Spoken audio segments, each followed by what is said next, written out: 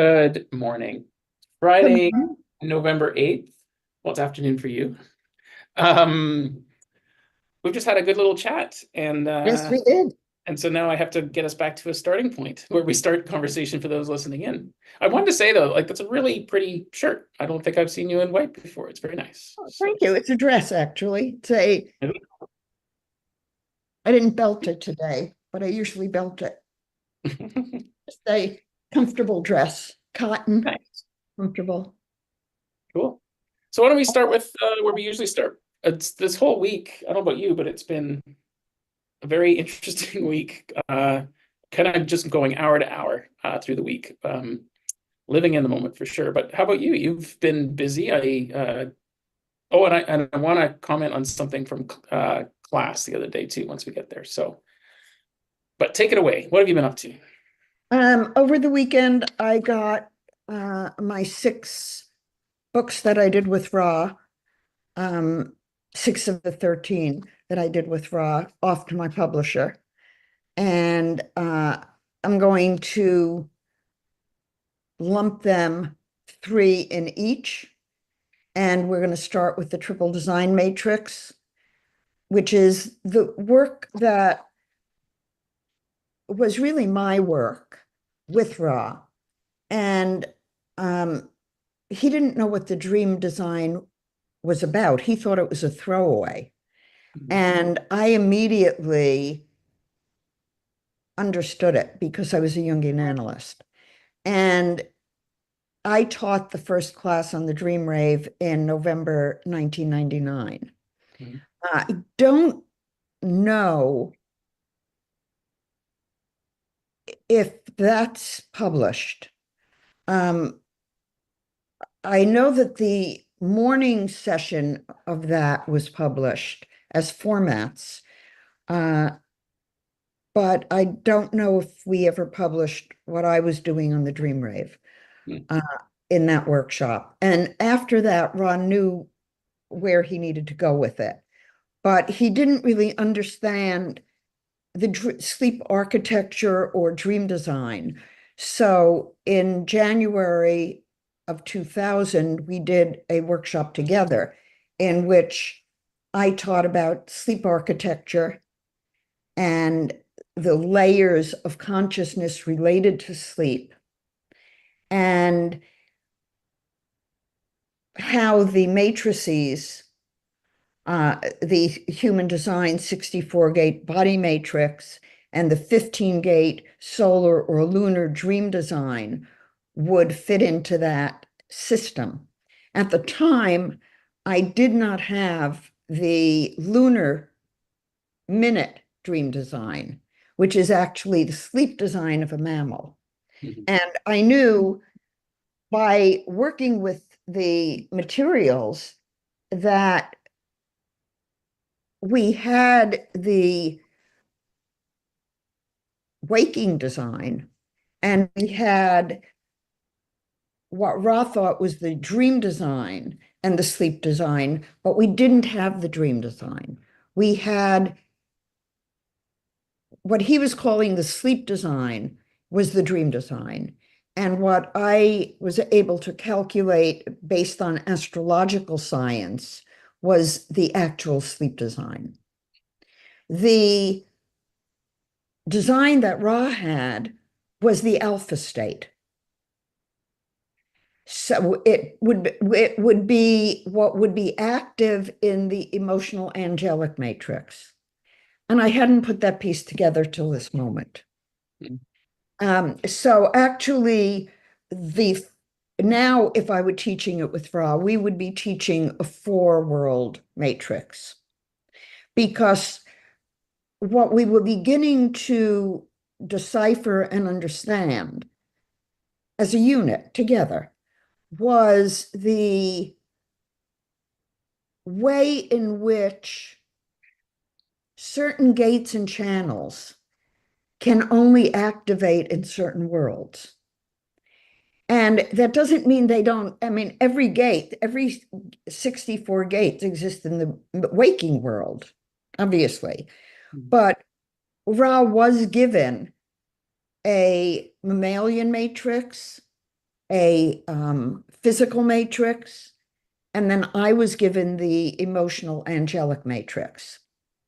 And if I think about it in terms of the role Ra played and the role I play in the noble energy map system, as I call it, noble energy maps have 8 maps and then an integrated.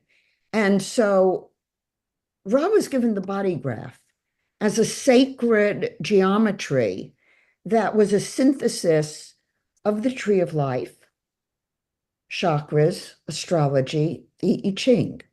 I added in, as an astrologer, the developmental periods in the first 3 months of life, but also what those calculations gave us was the actual pathway within the body map that transforms consciousness into self-actualization. Mm-hmm. And I'm recognizing that only now, as I'm teaching the 4 worlds and going into great depth with what the initiation task is. And it's proving to track exactly with the paths in the body graph and with the tasks that each center was given to solve. And Ra was given those aspects. Mm-hmm. So my role in making it a scientific system is to get rid of what is untrue, that at this point cannot be documented because we don't have the technology or the birth times or the astrological charts taken to the level of sophistication where those would show up and be validated. And they are there, they're in the harmonics. But we would have to see if the astrological harmonics and the human design harmonics correlate before we could say that they have any reliability in terms of predicting personality traits. So there's a lot of science going on as I integrate all of the aspects I've been studying for all these years. Yeah, as you were saying, I was thinking about so you're publishing the Triple Design Matrix, which is older work, right? You've already It was you've done, as I done. started to say, I got diverted. Uh, the first one was 99, which Mhm. I don't think is published, but I will look. The second one was the one we introduced it to 100 people. And Right. it was the sleep architecture, some cases and keywords, Mhm. and understanding the structure of the matrices and how they function. Uh, and then in March, Ra did a lecture. The document said he did it in Ibiza. I don't remember him going to Ibiza then, so that could be wrong, but it was done in March. In no, in January. No, we did it in January. He did it in March, and then there was another one in April or May. So Mhm. we did 3 in 2000. And those are the ones that I edited and amplified, and I'm publishing that as one book. Mhm. And the importance of that book is that Ross says in there that it's only in integrated the matrices that we have the truth. Yeah, so sort of closing that chapter off and then continuing on with your work and yeah. Cool. And well, then the other book is the basics, type and profile and health. Hmm. And then there's another series that I haven't edited yet. Cool. So I've been doing that, been teaching my 2 4 world classes, been doing some podcasts, um, planning on what other classes I'm going to teach and when, and getting the noble energy maps out and released. Hmm.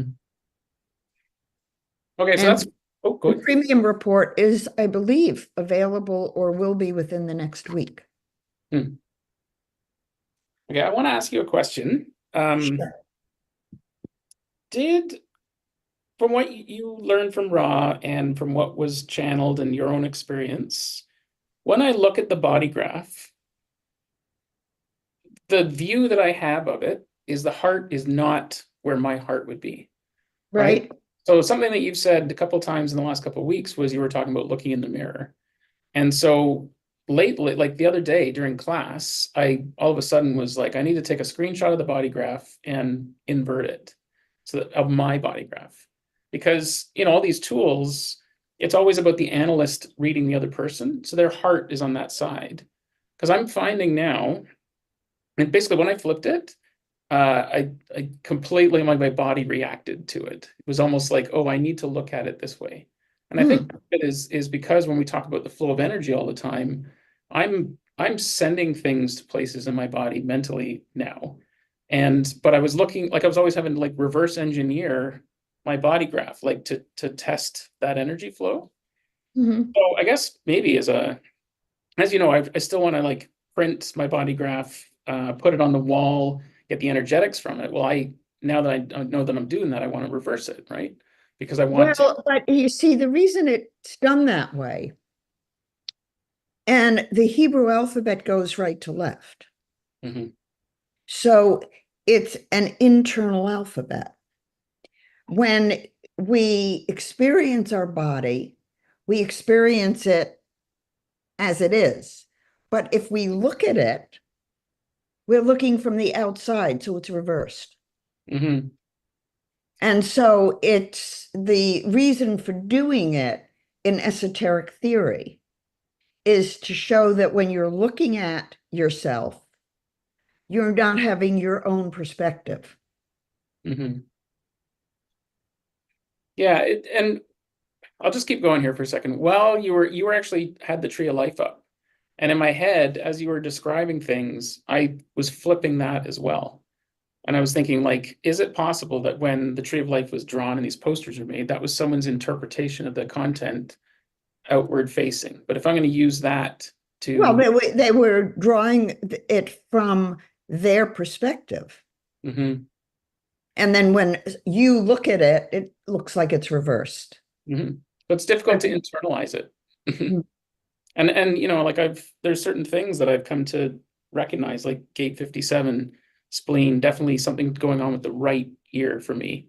And like looking at it in that, it's helping. Like I just found myself like following channels and things, and like all of a sudden could feel it more than I could before. So there's my suggestion request is possibly for Charles' program is the option to do a flipped view.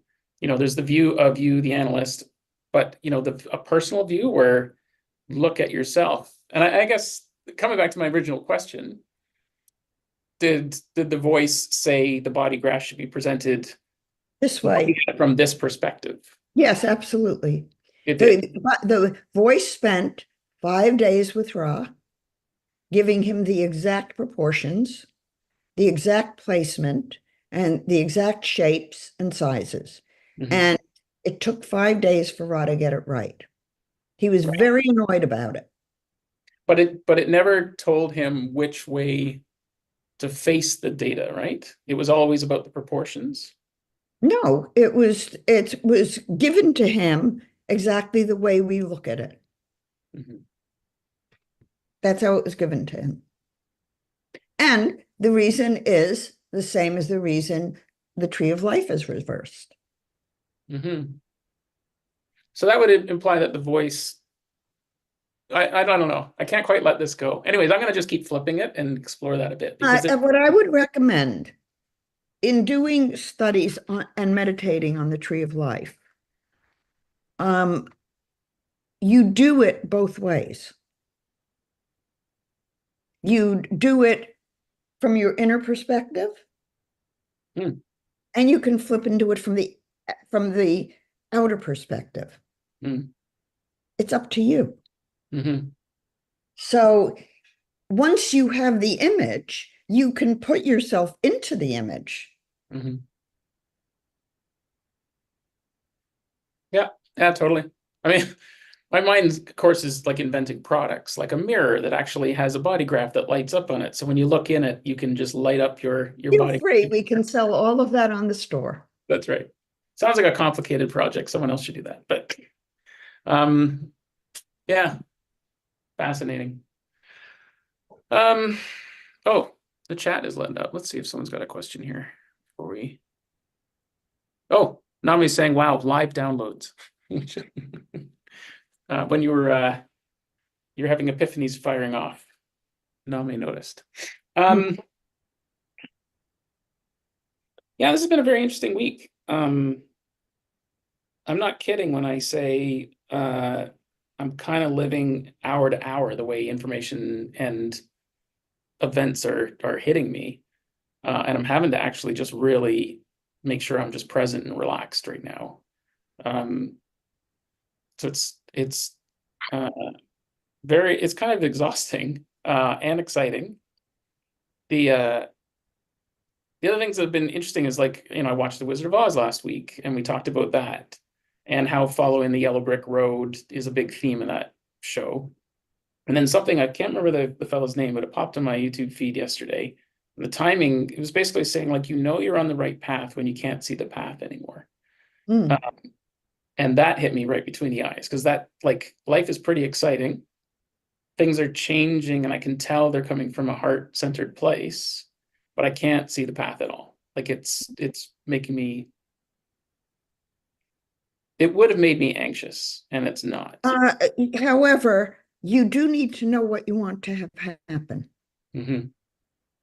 You're not, and part of the trick in successful manifestation is knowing the frequency, knowing the consciousness, honoring integrity, Hmm.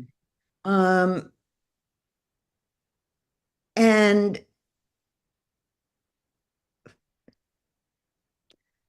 knowing what you love and what you want to do and who you want to be. And then the universe does the rest. Hmm. It gives you the information, it leads you step by step. Uh, if you use your waking mind instead of using your creative intelligence, it doesn't work. Hmm. I mean, it feels at times like there's a plan for me, and it makes me uncomfortable. Um, and sometimes it can feel really big in my head, like, you know, a big impact. But a lot of times it's really just tiny little impacts, like changing the vibe at a pickleball game, you know, like just easing the tension in a room. So I can't quite ascertain if it's just both, if Um, it's all of it. Maybe it's just a way of being. uh, in the evolution of consciousness, you're being refined. And the refinement doesn't happen with your mind, it happens with your soul. Mhm. So, the philosopher's stone that's talked about, it was being refined.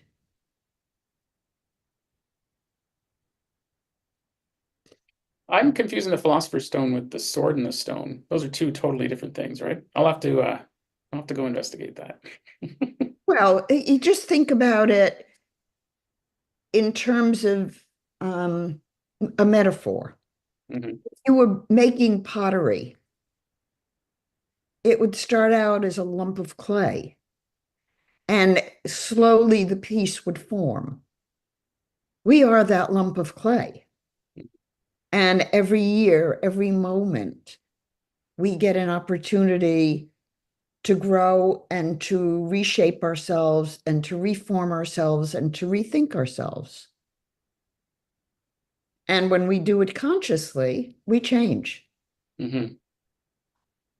Yeah, and then the physicality seems to change with it. I'm noticing there's like I sometimes feel like my mind and body are not in sync and they have to catch up with Probably me. not. Yeah. Hmm. So what? Yeah, no, it's just interesting. It's fun. Yeah. Mhm. Never boring. Hmm. Wow. What to talk about? Go anywhere. Okay. Um, yeah, I've been talking this through with a few people, but I'd like your thoughts on it.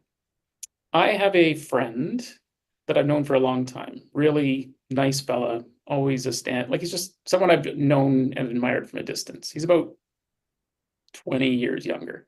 So I met him when he was like 16, but like I've watched him become an adult. So about 8 years ago, he was, like what would deemed locally successful. He was the sportscaster on the local TV show. And then he had a brain aneurysm or like he wasn't doing that job anymore.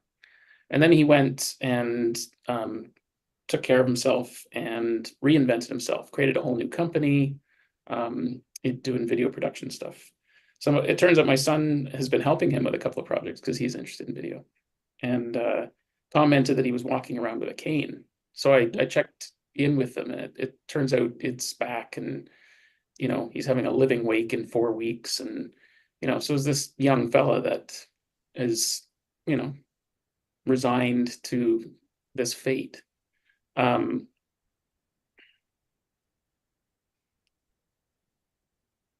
What does he have that's deteriorating him? I don't know because I'm only on the peripheral, Mhm. and I have so many questions I would love to ask, but I haven't been invited to ask. And I know when I've interfered before, it always doesn't turn out well for me somehow. So I'm Right. hesitant to get involved. Mhm. But the things I'm learning and seeing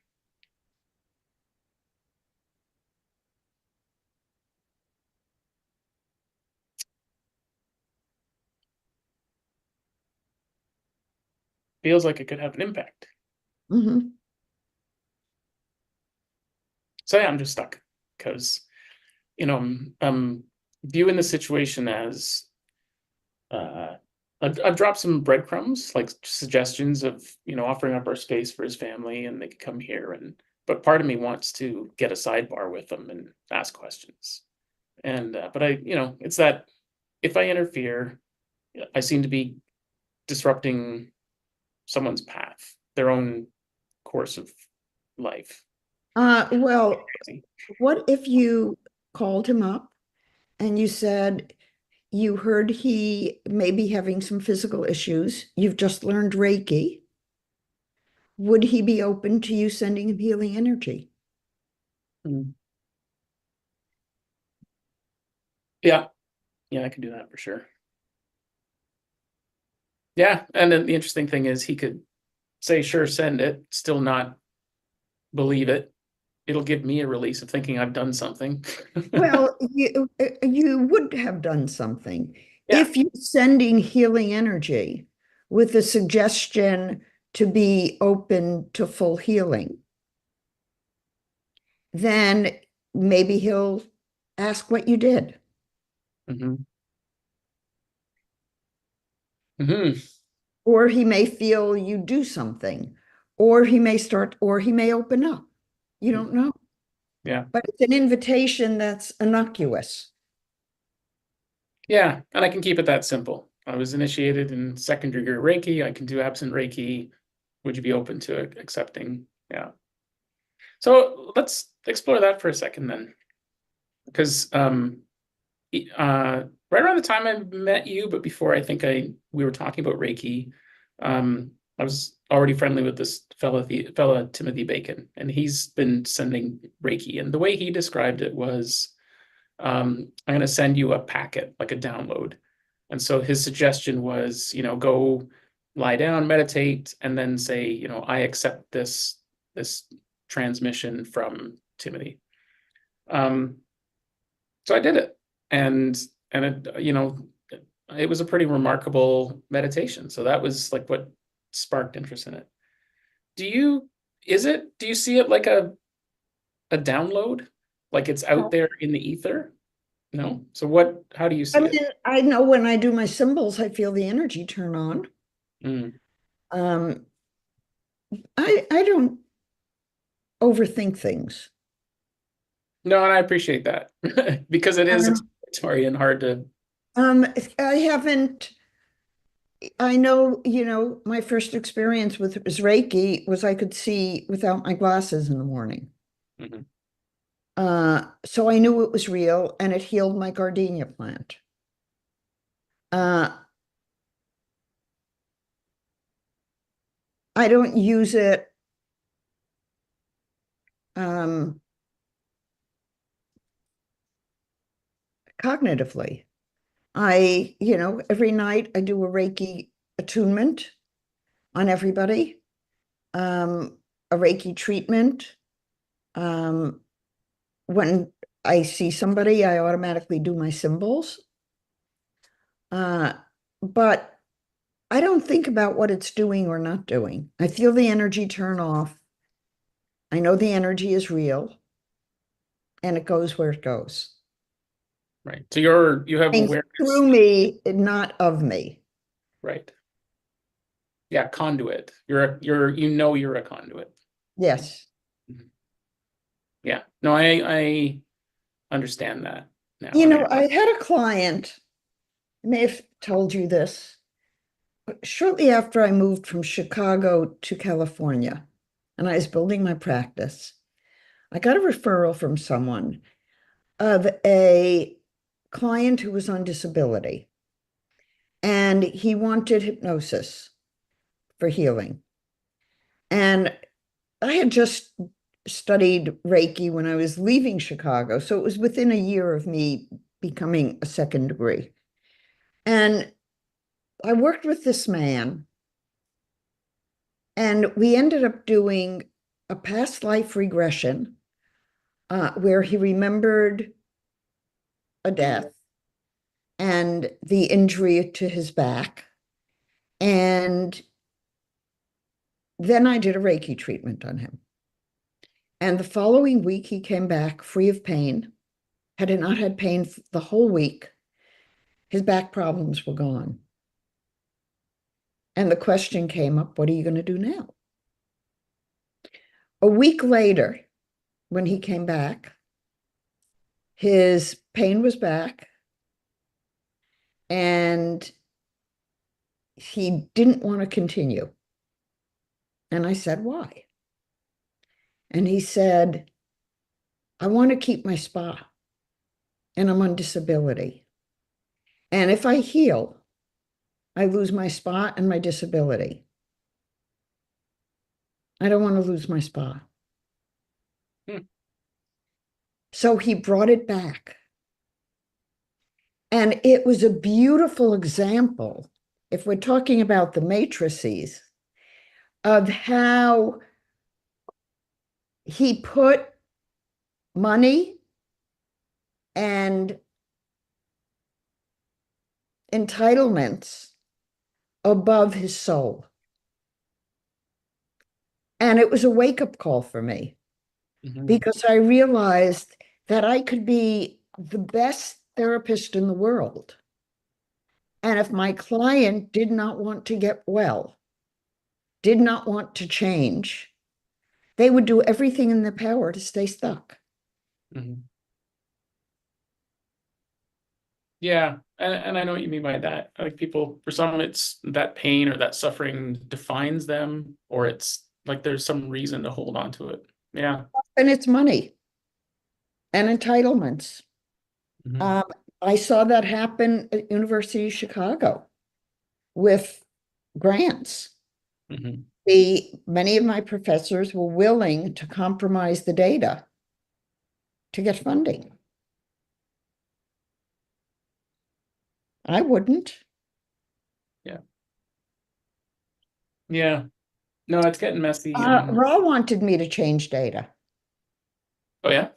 not actually change data, but misrepresent it to make it seem like what he was saying was true when it wasn't. And at the time, was that ego? Like he had said something, and because he said it, he can't He go told back. me that, literally told me that. Yeah. That's very dangerous. Fortunate. Hmm. But a lot of science has that. Mhm. Well, yeah, I mean, it's pretty clear that things become science once someone pays for it. And generally the money to pay for studies come from someone that has a bias, right? That's how the science occurs, is it gets documented. And I think, Well, it should not be occurring that way. It was not meant to occur that way. And it's the academics and the pharmaceuticals and a lot of the big organizations that have the clout to close out the truth. mhm, And I think, hopefully truth will prevail. mhm. Yeah, I think part of it is happening as a byproduct of things like TikTok and YouTube and people sharing their experiences. If 10,000 people say this is my experience, you can't have an organization say no, it's not like that. Like No, there have been organizations that have done that. oh, for sure. But I think They are it's doing that. yeah. My optimism is around they can't get ahead of it. It's gonna overwhelm. It That's won't. I have no. faith. Oh yeah, no, I'm sorry. I have faith that it will overwhelm the control, the sharing. If we continue to share, if we continue to be open, yeah, it can't help but take it. Yeah. So I'm all in on that. Does anybody have questions? Nope, not at the moment. Do you have any questions? How is what are your observations from class? Um, I don't have, well, I don't know. I mean, you can give me feedback about the class. All I know is that as I'm doing the classes, what I'm finding is that the tree of life explains the body map and the um, roadmap to individuation in the body map, and it's holding up scientifically. mhm, Not the human design body graph. I have to be clear about that. Human design is a very incomplete system. It is only looking at 1/8 of the time frames that we're currently measuring. mhm, And all of those time frames are physiologically, psychologically, astrologically valid and reliable. There may be other ones that we could add into those. And I think that ultimately we will add harmonics and other nuances. The body graph is an Aries wheel. In other words, when you do an astrology chart, you get the time exact so that you can know what area of life a certain planet is going to affect. In human design, we don't do that. We use the Aries wheel, the natural wheel. So birth time in human design is much less critical than it is in astrology. mhm. But I always do the astrology wheels as well as the human design in order to know what area of a person's life is being affected by the current transits.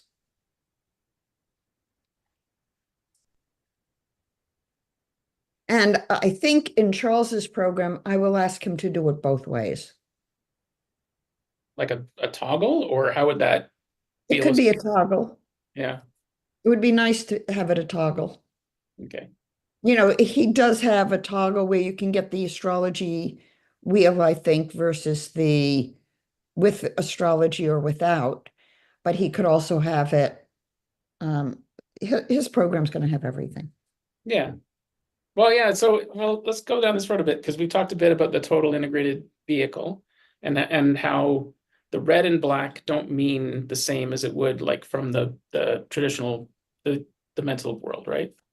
So, like, what colors should be there? So, I started a little project last week. I was playing with the little SVG editor, and I was trying, like, for my brain, if there's 12 astrology colors, trying to remember the different nuances I was just like, it seemed daunting to me. So in my mind, I was like, well, what if I assigned a color per world at least, So it'd be like when I look at the body graph, because I don't know if I've run this analogy by you, but in the Telegram, I used to view the four worlds like 3D chess. It was like a bunch of chess boards, and I realized that it was too complicated. It didn't, and it just kind of was almost seemed to be wanting to make it complicated. And then I started, because of all this qigong and moving, like the infinity symbol and moving, it's moving up and down my spine, the satsuma. And I likened it to being inside like a Macy's or a large Sears, the old like different floors. Mhm. So one floor was children's wear, the next floor was men's wear, women's sporting goods, and the little crisscrossing escalators that go up the middle. And how, sometimes you go up an escalator and you get to one floor, you get to one world, and then you go up, there's a clear channel potentially to the next world. But sometimes the escalator is busted and it's got that yellow gate around it. And you're like, oh shit, now I gotta find another way to move the energy, my energy from this floor to the other one. So now I gotta go hunt down the stairwell or go find the elevator or something. So that's been really helping me because I find I'm like, which world am I in? And part of it is following my mood or vibe. Like it's kind of fun. It's actually quite different for me to go shopping too. I used to shop because it was almost like I need to buy something to feel good. Now I actually find myself walking through a store, looking at everything, and everything's nice, but I don't want any of it. So I don't need anything. Mhm. But moving from floor to floor and department to department, I'm following the energy of where my interest is, or I'm running into people or things. So I keep playing. Anyways, I'm still playing with that in my mind. And I don't remember how I got there, other than four worlds and moving between them. That's what we're talking about. So, how are you experiencing moving between them? Uh, I would say I have trouble pinpointing sometimes what world it is, but I am definitely interacting with people, recognizing when I'm having an emotional response. Um, and particularly in the last week, remembering to breathe. It's so frustrating to me that I'm having to remind myself just to breathe. Like, like, oh, I'm stuck. And I think it is like, I can feel that if my posture is wrong, the root and the sacral are not, it's cut off oxygen wise. We've Right. done that before. So I have to remind myself to sit up straight. And then I actually just feel like everything cognitively kind of opens up. And, but when I get emotional, or when I feel other people's that's what it is. If I feel other people's emotions, I stop breathing. It's almost like I'm protecting that satsuma from attack, almost like closing Can off. you breathe and not take it in? I can now. Mhm. And Good. I can really tell the difference. Before it was just all overwhelming, and it was all me, and it was all my problem. I have a physical, there's a differentiation now. Mhm. So maybe this one. So, your openness in your design doesn't prevent you from not taking in energy. It What? allows you all possibilities, Mhm. but you choose whether or not to exercise all possibilities. I choose how to respond. Mhm. Yeah. Yeah, Excellent. and it's like at a mechanical level. There's Emotion. no emotional attachment. And I'm Mhm. not worried about hurting someone else's feelings. If it doesn't feel right, it's not right for me, and it's probably not right for them too, ultimately. And so then Mhm. we find out why. Or if they think it's right for them and it probably isn't, you've done them a favor. Mhm. Yep. Yeah.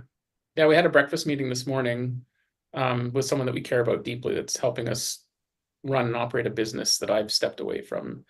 And the meeting today was, what do we want to do? It's challenging, and we're gonna meet this week, and there's no all options are on the table. Like shut it down, reinvent it, like, and those are conversations we couldn't even really have before because Hmm. the emotional weight we were all carrying of protecting all these people that ultimately don't really care. um, you know, the nice people, but they're only putting in as much energy as they're putting in. And so, Mhm. we've been carrying a lot of people. I've been carrying a lot of people personally for a long time. And that weight is really shifted. So Good. mhm. We are getting questions now, though. Oh, okay. All right. Irene says, can Eleanor reveal a little bit about the invisible Sephiro? Sephiro, is that how you pronounce it? Sephiroth? Sarah? Sepharith. I'll start over. Can Eleanor reveal a little bit about the invisible Sepharith in the Tree of Life, or do I have to be patient? The invisible Sephiroth in the Tree of Life exists between the self-center, the, the beauty, Tefereth, and um, the crown. So it's midway, and it's the high priestess card that represents it. Uh, it's the position of Baal Ha'ath, and it is in order to achieve that level, you must be committed to truth at all costs. And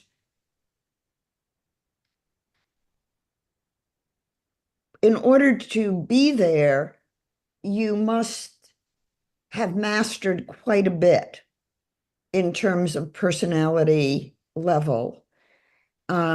The Da'ath is midway on the tree of life, and it would be the throat center in the body graph. Hmm. So we have two eyes, two ears, and one mouth, one nose. We're not supposed to speak if it's not the truth. Hmm. And so many people speak without knowing and without a mind to the consequence. In order to be at that level, you've gone through quite a bit in terms of your own initiations. Mhm. You've accumulated a lot of experience to know to shut up. Yes. Mhm. Does that answer it, Irene? Uh, there'll be a time delay, so if we wait for that answer, it might be a couple minutes. Oh wait, no, she just popped in here. As long, short time as I've known the Tree of Life, I've been kind of annoyed that there is a missing spot where it's actually located. My OCD. Well, now you have it. There you go. And in the lesson for um, Was it the last week? Yeah, last week's lesson. I had an image of it. Hmm. Yeah, I even have a screenshot of it here somewhere. Uh,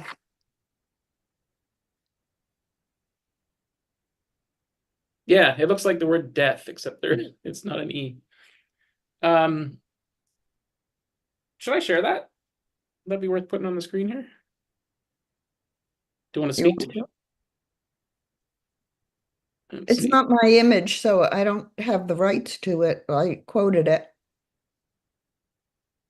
Yeah, so it's up, but you can see it on the screen there, right? Yeah. Mhm.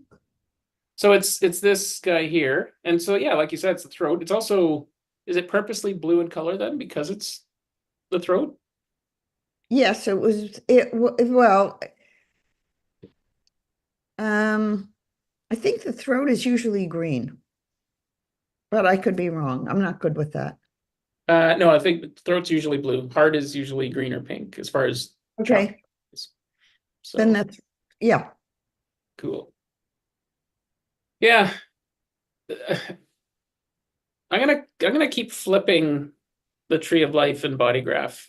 So when I'm thinking in the context of myself, because I feel like there's something there to that too. But I can't quite Um, put it to words. Sammy, Sammy. How do I stop sharing?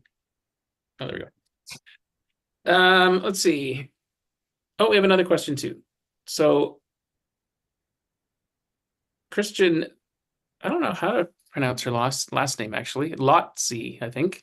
Would like to hear your thoughts on human design, astrology, four worlds, about what Ra put on rave cosmology and rave history, especially Pluto's impact on the world right now. And then in brackets it says the election, etc. I don't know what Russ said about those things. So that was Um, after you parted from him, and that would have been just um, lecture. he didn't say much. Um, I, um, I don't think what he said about 2027 is coming to fruition. Um, I don't think we can count on a mutation such as he said. Uh, so I don't really know. I mean, I didn't follow what he said on global cycles or any of that. It was sort of um, too big to be able to validate or not. Mm-hmm. And I stayed with what I was expert in, which is the clinical and the psychological and the developmental and communication. Mm-hmm. I don't know if I've actually really heard the whole 2027 thing now that I think about it. I think I've always gotten it secondhand from other folks. So interesting. I mean, there's like definitely energies of like, population decline and all sorts of things that are happening, but it's just happening by nature of people behaving the way they're going to No, be. it's happening because of the water table and the estrogen in the water table Hmm. and the birth control pills Hmm. and the planet being unhealthy. And there is a move now to turn that around. So who knows? But when Marvin and I were talking to Ra said very little about that, almost nothing. Um, he didn't necessarily want me to hear it. So my guess is that it's not so true. Well, so let's circle back to that conversation earlier. Like you have MP3s and conversations and transcripts. And yeah, I think it would be valuable to share those things. And I'll say here what I was saying to you, which is when Ra was giving you that content, I don't I don't think he was going to try to bullshit you as much as he might have tried with others. So, between you and Um, Mark, you're not going to get away with a lot. So, well, we questioned him on a lot of things. He would not let us speak uh, because he didn't want us asking probing questions or For example, when he'd say something and I would say we could do this to validate this or study it, he really didn't want to hear it. So Ra's idea, this is my interpretive experience of it. My sense about it is he wanted the science, but he didn't want to change any of what he was thinking or saying. And you can't be a scientist if you're not willing to let go of your hypothesis. Yeah, the results need to speak for themselves. Yeah. And the data needs to speak for itself, which is why when Ra gave me data, meaning the human design, the solar dream, the lunar dream, it was not scientifically valid data. It was interesting and it has a place, but it was not what he thought it was scientifically. And that's probably the most important, other than the type, where the science said indisputably 5 types independently defined. And Ra said, I can't say 5 because I've already said 4. So do you speak truth? And if you have a bad hypothesis, do you chuck it and say, let me look again? Or do you say, we'll hush up about what was wrong and pretend?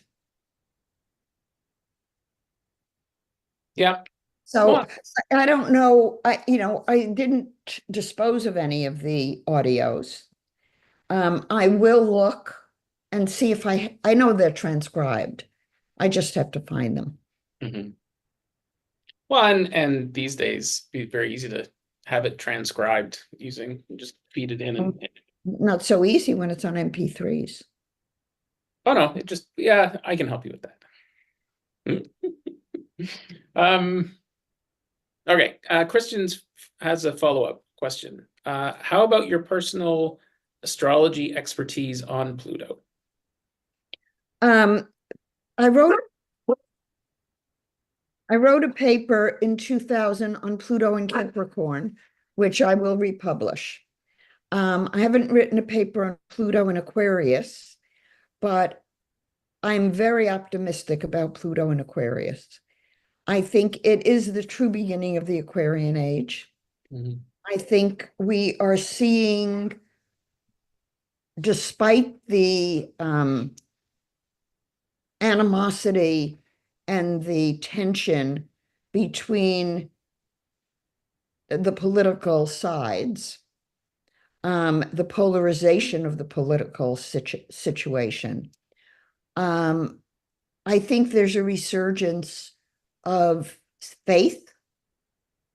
And I'm not talking about institutional faith. I'm talking about personal faith. And it's not until each individual takes responsibility for their own emotional clarity. And that's what it's coming down to. The media has done us a great disservice. We could get banned for this. I'll be careful. We'll give them a code word. We'll call them hamsters. I will. Hamsters what's happened, I think, over the last 100 years is that there are people who think they know better than other people what to tell them. And I think it's partially the fault of the field of psychology and the misinformation that was given by Freud and Jung and Adler. And they had a very mental world perception where traumas were handled in a very cognitive way. And we're spiritual beings. And I think that we've gone so far away from soul Mhm. and relying on what we know to be true as individuals that we've given our power away. And as people are reclaiming their power, they're doing it without understanding what needs to happen in order to do it. It's abundantly clear to me as I'm teaching the tree of life that, do you have a picture of the tree of life handy? Funny enough, I have a poster that I've been meaning to put up, but that might be, Well, you but I opened can the find one. document that I shared last week. There's a tree of life in there. Okay, give me a second. Keep talking, and I'll find it. So if you look at the tree of life and through the ages, and we're talking about dating back beyond uh, Judaism. We're dating back to ancient Egyptian and almost prehistoric times, where murals on the wall of caves and pottery were all depicting the four worlds. We're depicting spirit and images that showed up through the ages and in the tarot deck. So I think we're at a time, according to the Tree of Life, where we're going through a cultural awakening.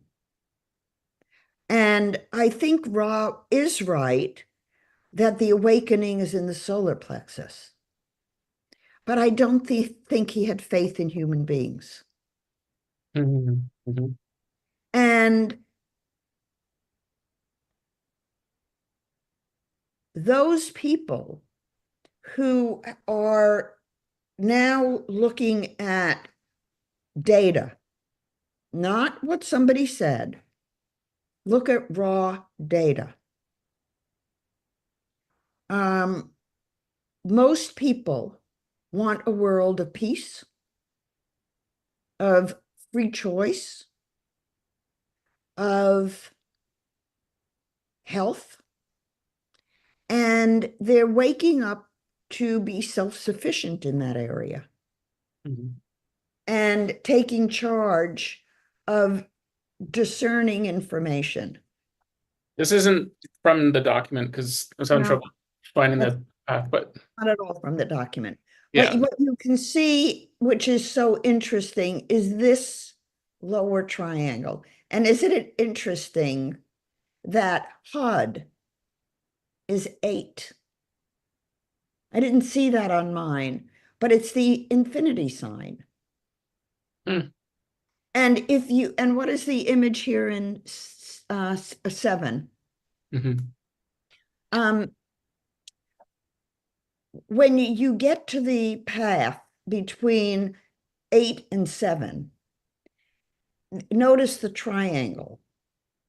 And notice that from Tefereth, self-center, to kingdom, from 8 to 7, you have the Christ cross.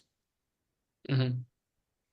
Um, in order to rise to a level where you go through higher, it's called initiations, but really what it is when you've mastered 8 and 7, you're no longer emotional. Hmm. You no longer get reactive Mhm. because you have 2 eyes and 2 ears and 1 mouth. And when you have the kind of consciousness that can take intuition and creative intelligence and feed into it what is happening in the waking mental emotional world, you instantly transform through understanding and through wisdom.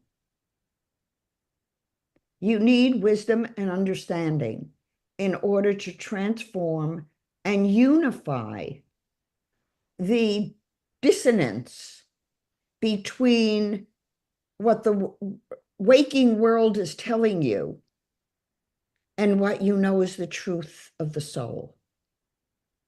So it doesn't really matter what politicians or society tells us. What matters is that we do not ever compromise the oneself. We would die before we would compromise the integrity of the soul. Mm-hmm. And there are people in history who have done that.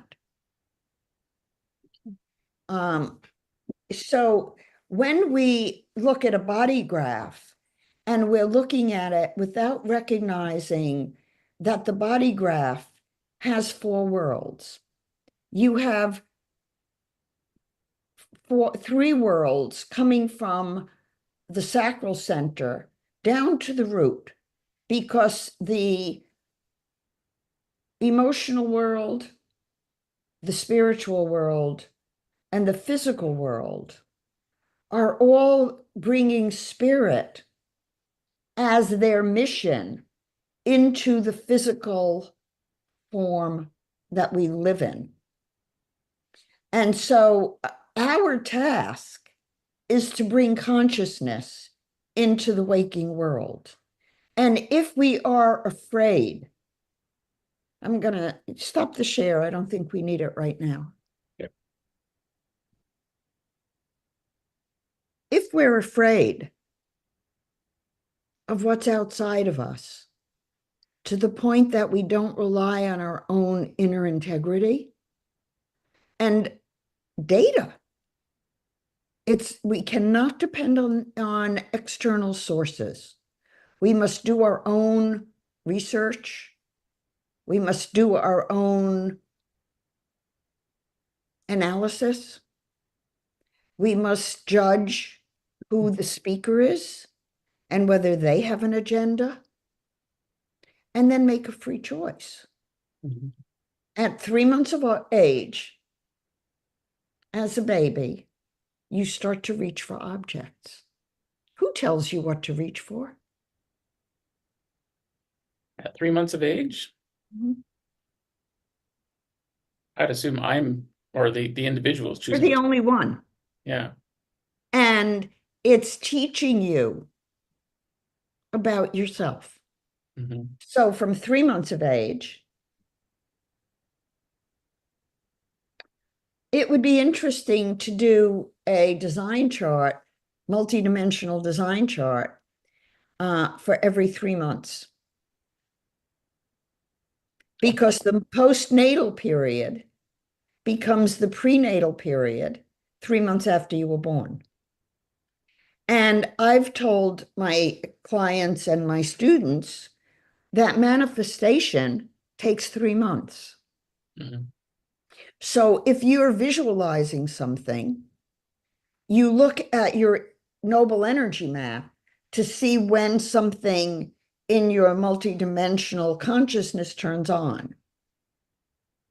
And by the time you're 3 months old, you're most likely a manifesting generator.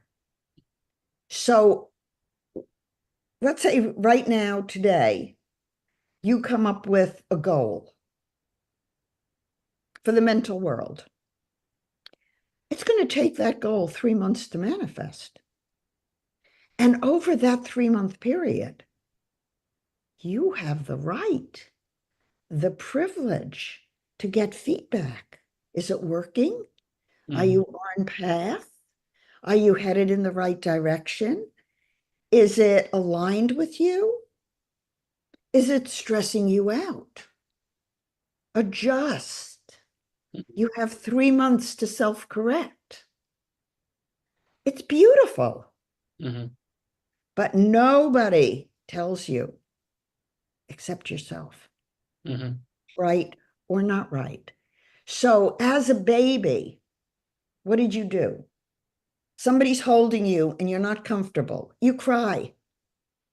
Somebody's holding you and you really love how they're holding you, you smile at them. You make eye contact with them. Mhm. You're telling them, reinforcing to them, this is a connection for me. This is not a connection for me. Did they get your message? As a parent, think back. How attentive were you to your baby's nonverbal signals? Now, I have an example. My son, I have a son and a daughter. My son and daughter are 11 months apart. My son is older. Um, so it's not like my life changed a huge deal. I was doing the same thing. I was working on my dissertation. I was teaching college full time for preparations. And I was writing, I was taking independent study, being a perfect wife and a mother. And my son was so easy. From the time he was born, if he'd wake up in the morning, I'd say, Charles, it's not time to wake up, go back to sleep. He'd go back to sleep. He gravitated to trucks and boy toys, had no interest in some of the other things I put out. And he loved taking things apart as soon as he could. But he never cried. And when I'd go to work, he'd go to sleep. He'd sleep the whole time I was gone. He'd only be awake when I was home. Very intuitively self-nurturing. Both children are born in July. They're 11 months apart. So when Diane was born, she was a whole different baby. Mhm.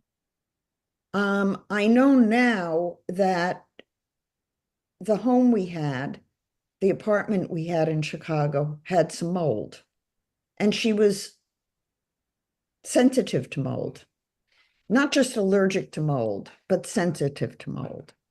And at 10 days of age, she started crying. And whereas with my first child, I'd never called the pediatrician. I was on the phone to the pediatrician every other day. What's wrong with my baby? And I we never figured it out. She was much more fiery. Uh, she would climb out of her crib. She wouldn't go back to sleep if I told her to. Um, and she gravitated to all the babies. All she wanted was her dolls, her babies. Mhm. What I'm saying is, as a parent, observing my children, they were very different and they were unique. And I honored who they were. My son liked Mickey Mouse. He had a Mickey t-shirt and a Mickey blanket. He wore that Mickey t-shirt every single day. Mhm. And in order to honor that he wanted to do that, I would wash and dry it at night. So it would be ready. He never went without what he wanted. And then when he got a little older, he wanted to go to nursery school wearing a suit. And I got him his suit and he wore it every single day. A jacket, You wore a you know, suit in nursery school? That's a awesome. real suit. But my point is that things didn't make sense that my kids were doing, but I honored their soul. Mhm. Because when I was growing up, I remembered that I would be saying, why are you doing this and not that? It doesn't make sense to me. That's not what you do to take care of somebody. Mhm. Uh, so children by 3 months of age have preferences. think back to your own childhood and how many of your preferences were respected, were honored, were asked about. I read books on yoga when I was 7 years old. I remember sitting in my room, tiny, tiny little room, in a double lotus position, and copying the position and just sitting for a long time. And my mother would say to anyone who wanted to disturb me, just leave her alone. She's doing her own thing. How blessed was I to have a mother who said that? And Incredibly, because that probably also led to you having a Kundalini experience early on and creating awareness for you that others of us are just tapping into now. So pretty, right. right? Yeah. I was, seeing auras when I was 2, 3 months old. My first memory, seeing auras and realizing that the people around me didn't know what I was responding to. So it's a wake-up call for all of us to not listen to outside sources over ourselves Mhm. and not let fear damage our clarity, Okay. but don't hold on to clutter. Yeah, yeah, for sure. You've got me thinking about how you draw or how you represent the I use the wrong term, but like the dream chart. It's with human design, it's flipped on its side. We're mammals, we're not thinking, we're getting conditioned while we sleep. That's kind of the mess. That should be true Mhm. for the um, physical world when we sleep, but not necessary. But the reason I don't put it on its side is that that design that's vertical is the dream design, not the sleep design. Mhm. The sleep design goes on its side. But when we dream, the cortex is communicating with the solar cortex. And so putting it on its side makes it seem like we have no mind. Mhm. If we have no mind, how do we remember dreams? Mhm. Well, as just like even when you were talking about the lotus position, and it seems that the best way to meditate and channel is to sit up straight, good posture. You've got everything dialed in. Only to get alpha. Okay. You're getting alpha in the solar dream design. Hmm. You're probably getting alpha. Now, Maharishi said sit up. Very adamant, do not lay down to meditate. Hmm. So if you're sitting up, you're getting not only the spiritual, but you're also getting the emotional angelic, Hmm. which has the ajna and the crown. Yeah. Well, I don't rapid eye movement. I've been thinking about that phrase, right? And my understanding, and it's just shows my ignorance, but rapid eye movement seems to be when you're hitting deep sleep. Now, in No, my mind, that's no. not what it is. Okay. But I want It's to, when you're dreaming. okay, when you're dreaming. So I started thinking about rapid eye movement and I started, quite often I will do figure eights with my eyes closed. And I also know from some hypnosis training that that's one technique is to get someone into a quick trance is you get them to envision the British flag, like drawing X and up and down. And then you have their hand on their shoulder and you just pull on their wrist and they're out like a light. Like it's incredible. But there's Only if they're hypnotizable. right. Yeah. And they need to be willing to, yeah, it's consent. Um, but I've seen Sadhguru. He's one of these newer mystics, and I've seen him in trance, and he'll start making this whistling noise, and his eyes are crossed and they're pointed up, right? Like there's obviously something to do with pulling information down and the eyes and movement and this focal concentration there, right? So I'm not really sure where I'm going with that, other than it seems pretty clear to me that to get to channel, sitting up is important, and there's, I'm assuming, yeah, I'm not quite finishing getting that thought out, other than I've been playing with that lately. So some interesting results. But to be clear on the architecture, we go through multiple levels of consciousness when we go toward deep sleep. In deep sleep, you have no ajna, you have no crown, you have no heart center. You're in the 15-gate matrix, and you are about as comatose as you could be without being dead. So there is no mind in deep sleep, which is why it's more like the mammalian matrix. I mean, the biological physical matrix, because that matrix has to be functioning. Mm-hmm. You know, you can't have one matrix in deep sleep that has no heart. You have to have a heart. You have to have a mind. You don't disappear, but it goes, most of the energy is moving through a different matrix. It doesn't mean the other channels and gates aren't still active. Mm-hmm. They're all active all the time, or we wouldn't be human. So what is highlighted in your memory field of your body, in the genetic predispositions that you're sensitized to, is really what we're talking about. The body is sensitized to certain energies at certain times.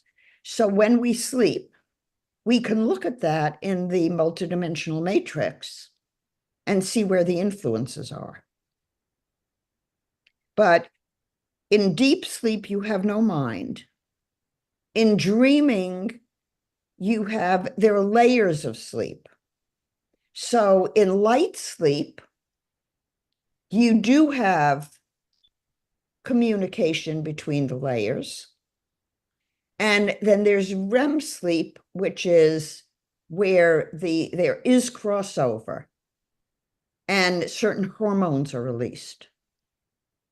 So there's whole physiologic processes. Now, I haven't done additional research on the sleep architecture since I wrote the papers with Ra, but I'm sure there's lots more brain scans and nuances and frequencies and all kinds of things we could study in the different stages and levels.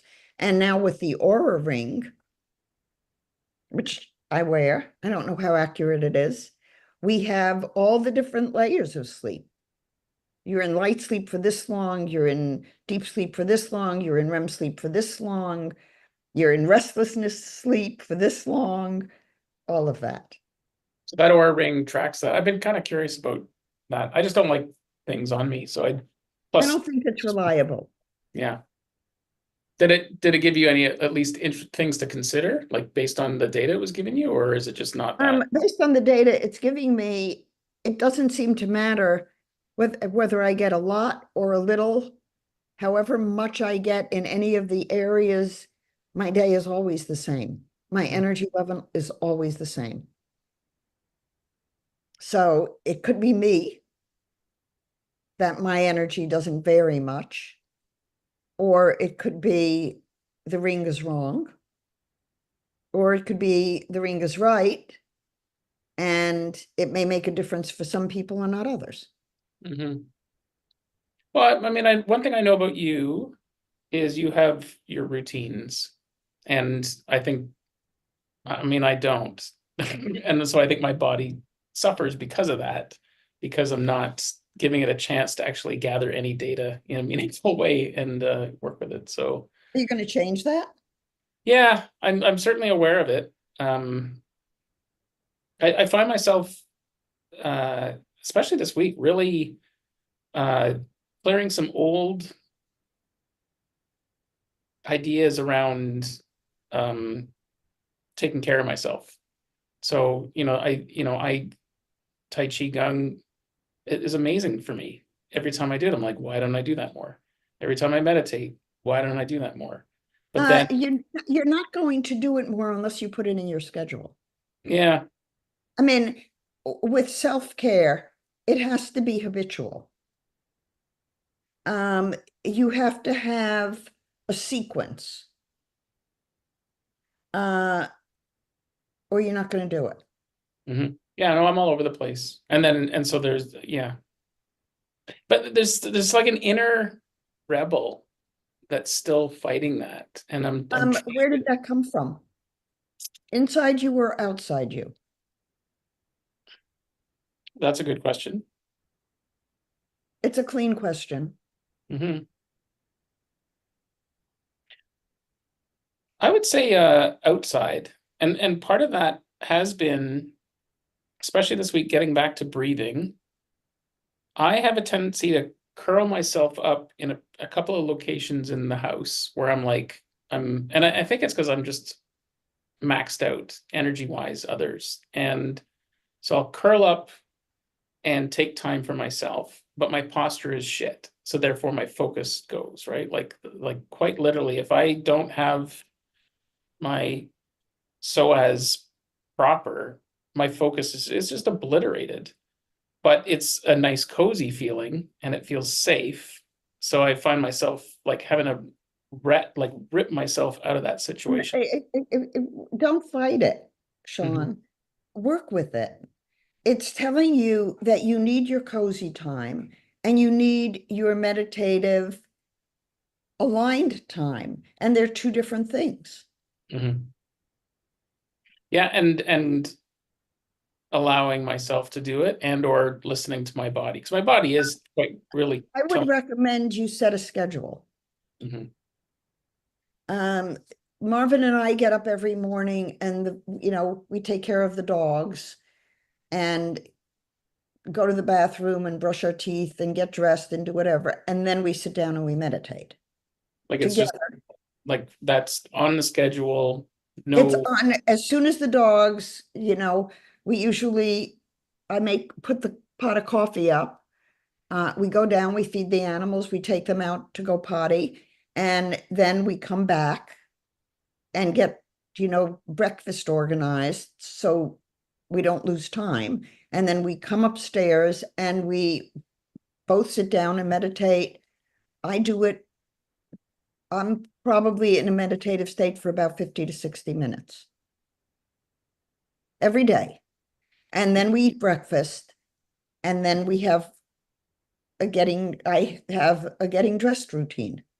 I take my time, I don't rush. I have From the time I get up in the morning till the time I start to see clients is 3 to 4 hours Mhm. of time that's for me. Mhm. And that doesn't get compromised no matter what. If I have an earlier appointment that I can't avoid, I get up that much earlier. Mhm. It's like the meditation time becomes non-negotiable. Yeah, and I've had batches of that I'm just sitting here looking back going, I had the answer, I was doing it, and then something shifted. So yeah, What no, shifted? it's a good question. There was a 5 month run there where I did my friend Dane called it the morning miracle.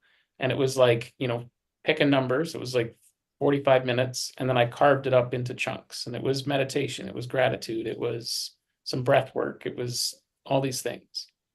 And it after about a month, things become a habit, right? And so it did, and things shifted, and then a year and a half went by, and I haven't.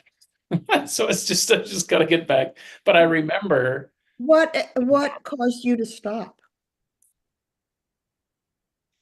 timing wise.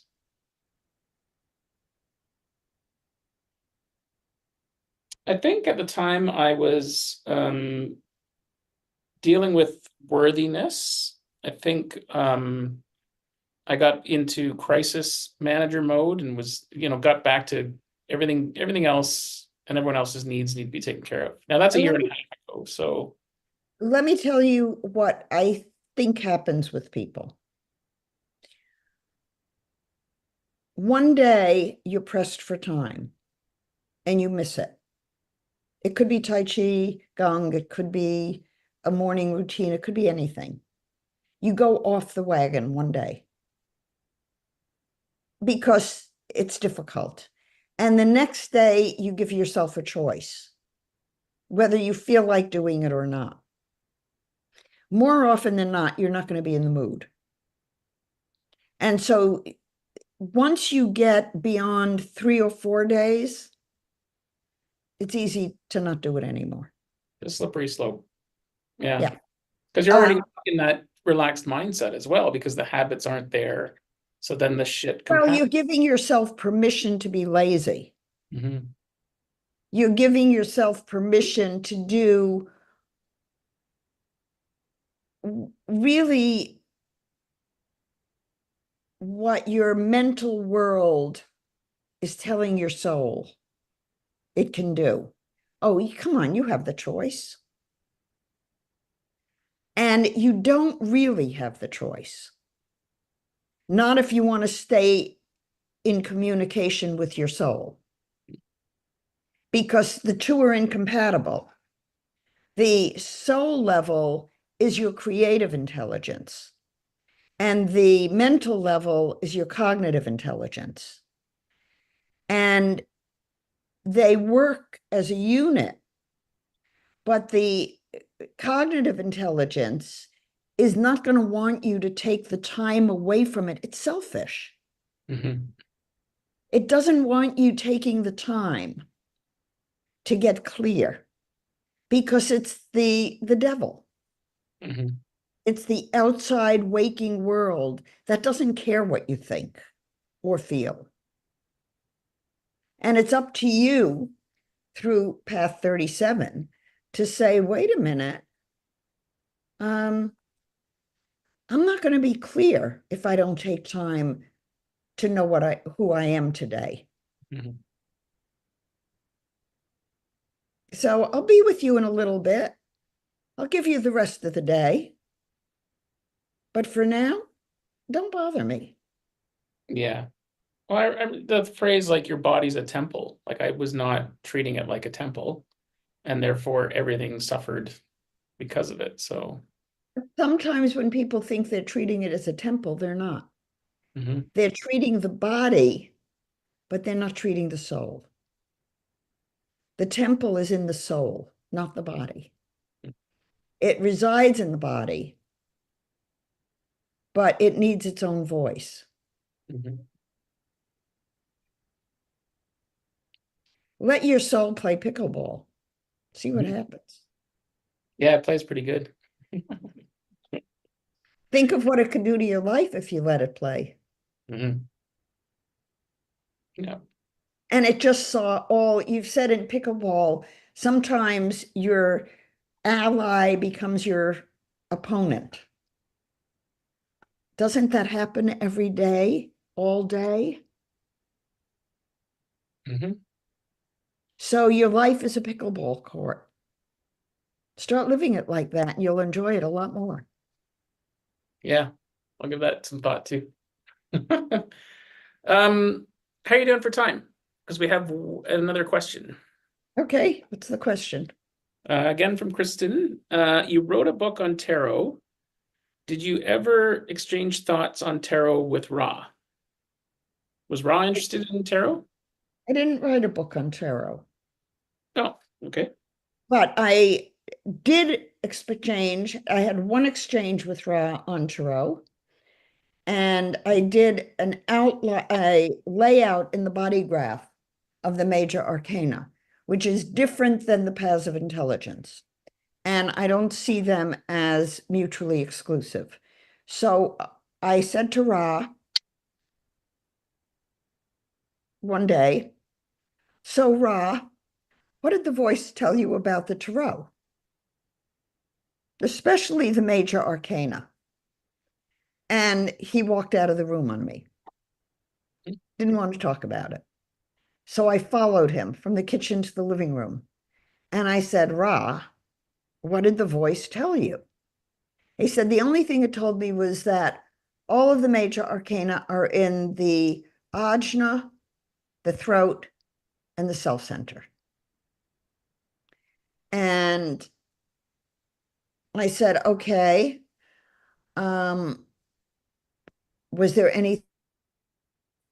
He said, I think the Tree of Life is an archaic system and you don't need it. You should throw all your astrology books and tarot books out. That was his answer to me. So I took what he said and I sat with it for probably a year. And then I got the layout. And I will republish the layout. It is not what I'm doing in the Paths of Intelligence with the layout, because it's different. And I think that it was showing that within the Satsuma itself, we have all of the major arcana. So I got a layout that made sense to me, different than the layout I'm using with the Tree of Life. But Ra had no use for astrology, for the Tree of Life. He didn't pay any attention to chakras. And he worked with the I-Ching, but he didn't know it. He didn't study it. He didn't understand it. He didn't. What the voice told him was basically structural, not content. And so the content was all something he made up. Some of it works. Some of it is downright brilliant. And I'm very grateful that he did it. But some of it is misinformation and disinformation.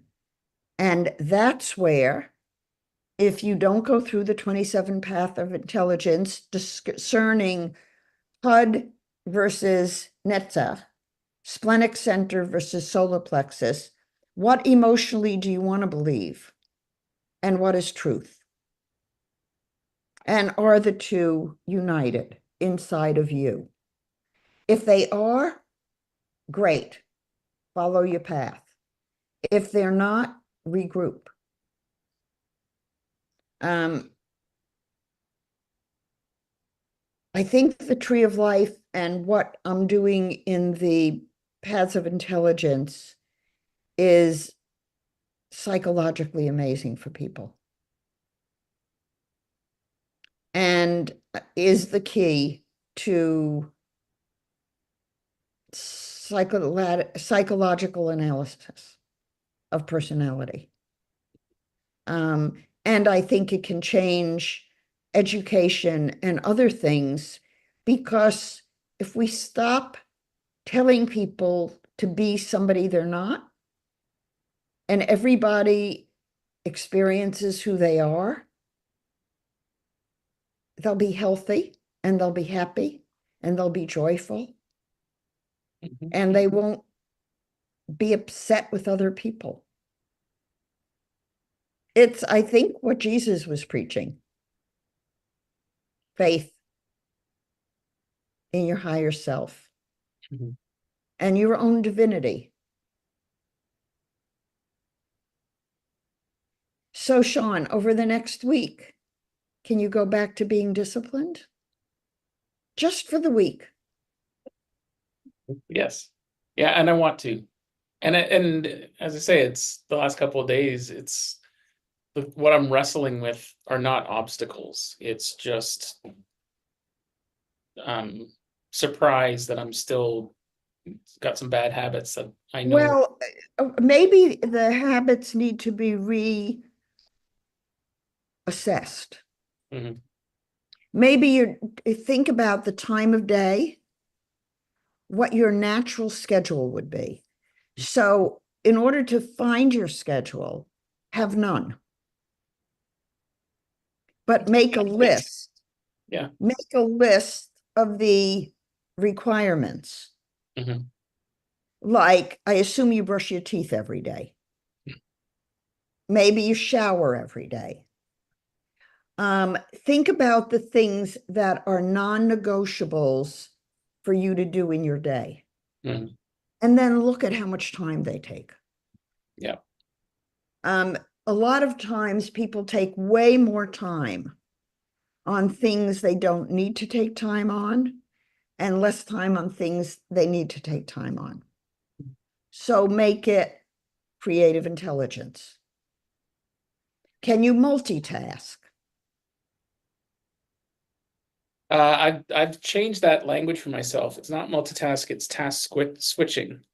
And it's because if multitasking to me, I end up without focus. Task switching is picking something up and putting the other one down.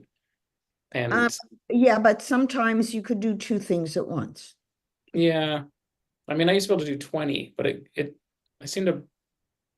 Think about what things, for example, you could have your dogs on your bed with you Mhm, while you're meditating. mhm, They're getting attention. You may have your hand on them, and you may be transcending at the same time. mhm. Yeah, I've even been multitasking Reiki. So let me ask you a question. Is it less effective? I will be doing Not at all. it's not less effective, right? Yeah. So the way I view it is I'm doing a transcendental meditation. And I think I told you I found this fellow that it's different every time. He uses a sound and it helps me with variety. But then I end up doing my absentee symbols and then I give myself Reiki, but imagine, and so it's a triple shot of And personal. that's exactly what you need to do if you can combine things effectively. Mhm, So, what I'm suggesting is you make a list of all the things that are on your A+ list for self-care every day. And then see if they lump together or if there are any other things that may make them more enjoyable for you, mhm, more like Marvin and I meditate in the same space because we like being together. mhm. But other people might want to do it alone. So go through and be using your minds, mental mind and creative intelligence mind, and your spiritual core that says, will this align with me? Will it not?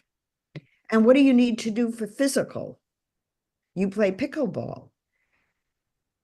How does that fit?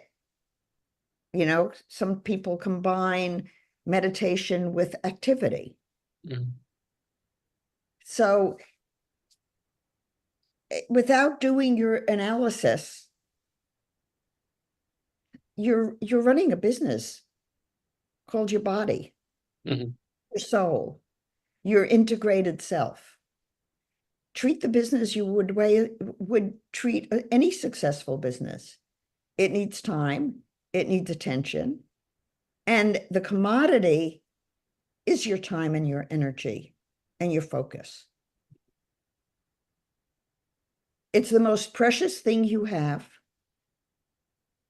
And if you shortchange your spirit's going to shortchange you. And then it's going to say, when you say, I want this to happen, it's going to say, fuck you. Tell me that again. See if you give me time before I give you time. Mhm. I want to ask about because the question before was about Pluto. Um, and so I have 4846 in Pluto, and it seems to be the message is it's taking me my whole life to realize the importance of taking care of my body. Like I've always known everyone's always given me the goods, and I have resisted it all the time. And so is there any truth to that? Am I it's My very guess would be that when you were young, you were told to do things you didn't like to do. And you were not told to do them in a way that was palatable for you. So if, as a parent, you don't find the way through to your children, the children flounder. And so you have to replay it. You have to redo it. You get a do-over, Sean. mm, You get to be your own orchestrator, mm, and you can decide how you want to take care of yourself. yeah, But mm, the consequence of not taking care of yourself may not be worth it. mm, yeah, That's why it always comes back to, what does this remind you of from your past? yeah, so much exploratory time there. And then I do feel like I'm getting a do-over. I feel like a kid. I can feel the playfulness in me. And I it's honestly like I'm having experiences with adults where it's like it's a new experience, Good. right? Like and I know it's because I've shown up with different boundaries, different energy, different everything. And then it'll be like, well, this is familiar, but I'm observing the situation. I'm not trapped in it somehow. So, Well, you're exercising the freedom to be yourself mhm, and to give yourself permission. It really does not matter what anybody else thinks. It really doesn't. Nobody cares about you except you in terms of the how you feel inside yourself. yeah, that was a And what? well, that was a big realization I had about a year and a half ago, which is funny the timing of when I was taking care of myself and then it stopped, and you're asking why. So I'm not sure. I'll have to trace that one back. But I had a very clear a year and a half ago or thereabouts. I was like, I realized how much I cared about what people thought. And then I heard the phrase, like, it's none of my business what people think of me. And then I was really wrestling with that because I've known Maybe that was the wrong word. well, it was. And there's this it gets banned around like, people say that I don't give a shit what people think. I don't care what people think. And that didn't sit with me. It was seemed Everybody cares what other people think.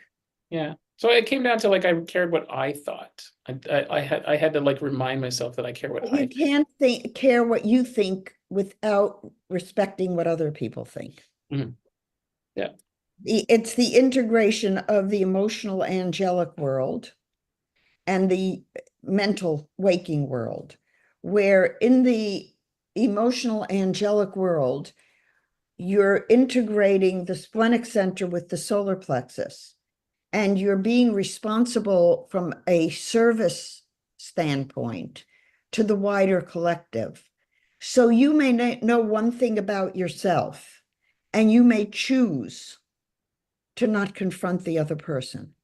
You may choose to not make it visible because it may not be of service. And there are other times where you may need to wake somebody up and shock them. Yeah. Discernment. I'm getting better at discernment. That's what the splenic and the solar plexus are about. And until you get them in right perspective to each other and in right alignment to each other, you do not move into empowerment within the self. You're going to keep getting knocked because if you are not in truth, integrity, and consciousness about who you are, It's too dangerous for you to move up that ladder. Mhm. Hmm. Then you're going to give a lot of misinformation. We have people doing that now.